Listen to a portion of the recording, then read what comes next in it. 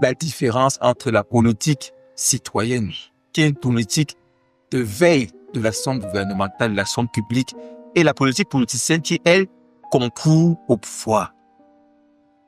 Ce que nous sommes en train de faire, c'est de libérer le pouvoir, parce que la libération dont parle le peuple de cet enfermement doit commencer comme stratégie par libérer la fonction présidentielle. Oui. C'est elle qui est prise en captivité. Du coup, nous en payons le prix. Parce que excusez-moi, le pouvoir ici, finalement, se comprend comme cette architecture-là, institutionnelle, qui est mise en place et telle que, quel que soit le citoyen, à quelque niveau de responsabilité que ce soit, quand il arrive, il peut fonctionner normalement et chacun se sent en sécurité et chacun trouve son compte. Mais une fois que les choses sont compromises... Ce qui est plus grave, c'est que ce que je vous dis, je l'ai dit au Conseil constitutionnel.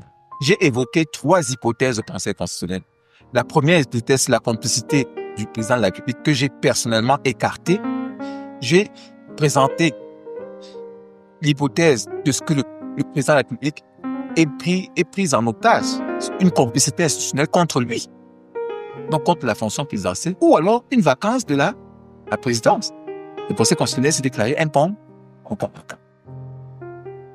Ce qui est vraiment en question, c'est que la légitimité, justement. Pour ne même pas aller plus loin, puisque ça va encore faire l'objet d'une thèse, les 2 autres thèses disent quoi?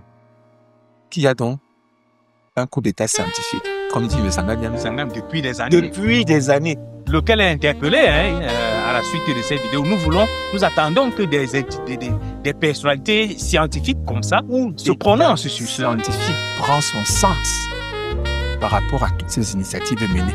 Parce que ces institutions avaient la compétence, sans brouille, de protéger la fonction présidentielle. Elles ne l'ont pas fait. Puisqu'elles nient la vacance de la présidence.